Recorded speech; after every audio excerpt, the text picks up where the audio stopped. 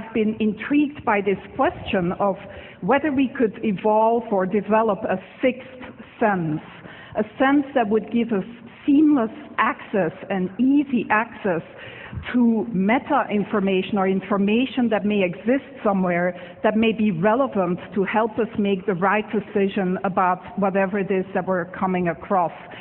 And some of you may argue, well, don't today's cell phones do that already? But I would say no. When you meet someone here at TED, and this is the top networking place, of course, of the year, you don't shake somebody's hand and then say, can you hold on for a moment while I take out my phone and Google you? Or when you go to the supermarket and you're standing there in that huge aisle of different types of toilet papers, you don't take out your cell phone and open a browser and go to a website to try to decide which of these different toilet papers is the most ecologically responsible purchase to make. So we don't really have easy access to all this relevant information that can just help us make optimal decisions about what to do next and what actions to take. And so my research group at the Media Lab has been developing a series of inventions to give us access to this information in a sort of easy way without requiring that the user changes any of their behavior. And I'm here to unveil our latest effort and most successful effort so far, which is still very much a work in process. I'm actually wearing the device right now, and we sort of cobbled it together with components that are off the shelf, and that, by the way, only cost $350 at this point in time.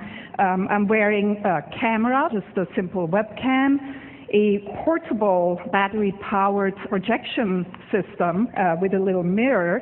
These components communicate to my cell phone in my pocket, which acts as the communication and computation device. And in the video here, we see my student Pranav Mistry, who's really the genius who's been implementing and designing this whole system. And we see how this system lets him walk up to any surface and start using his hands to interact with the information that is projected in front of him. The system tracks the 4 significant fingers. In this case, he's wearing simple marker caps, that you may recognize.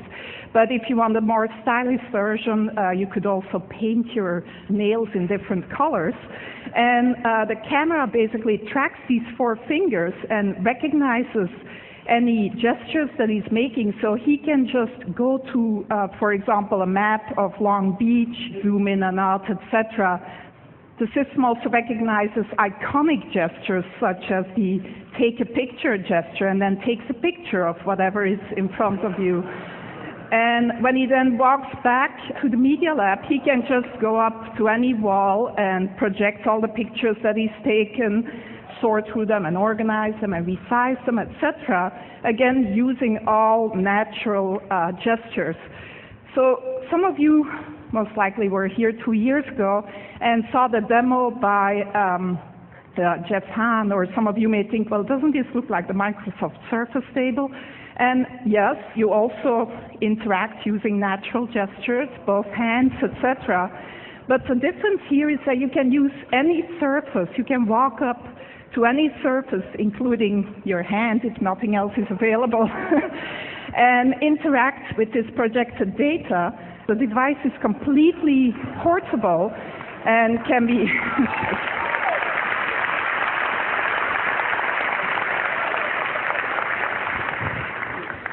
So one important difference is that it's totally mobile.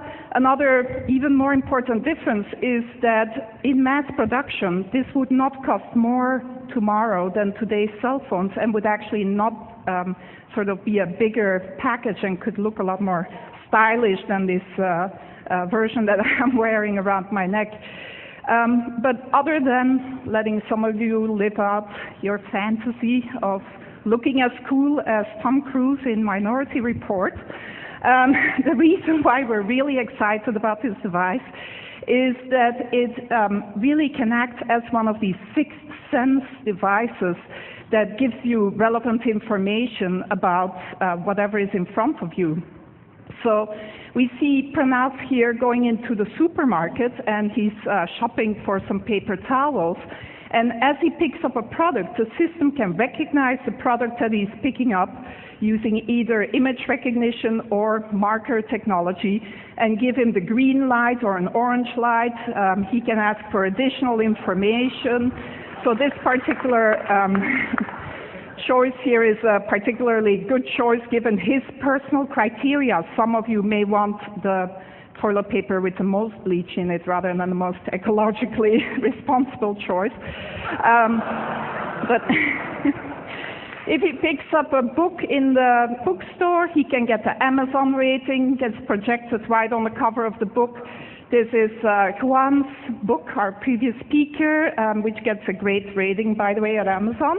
And so Pranav turns the page of the book and can then see additional information about the book, reader comments, maybe sort of information by his favorite critic, etc. If he turns to a particular page, he finds an annotation by maybe an expert of a friend of ours that gives him a little bit of additional information about whatever is on that particular page. Reading the newspaper, it never has to be outdated. You can get video annotations of the events that you're reading about. You can get the latest sports scores, etc. This is a more controversial one.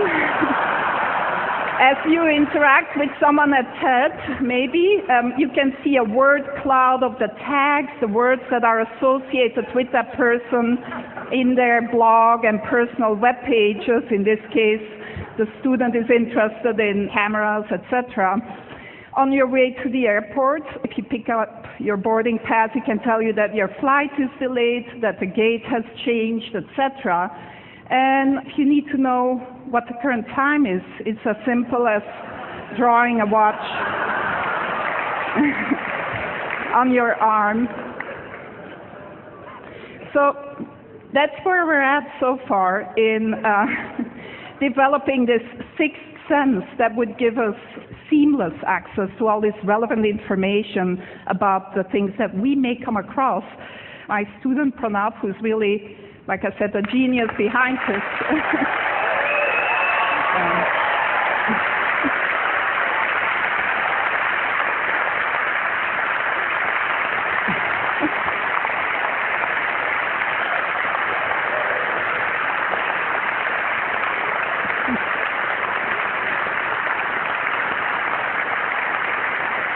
He does deserve a lot of applause because I don't think he's slept much in the last 3 months, actually, and his girlfriend is probably not very happy about him either. But it's not perfect yet. It's very much a work in progress, and who knows, maybe in another 10 years we'll be here with the ultimate sixth sense brain implant. Thank you.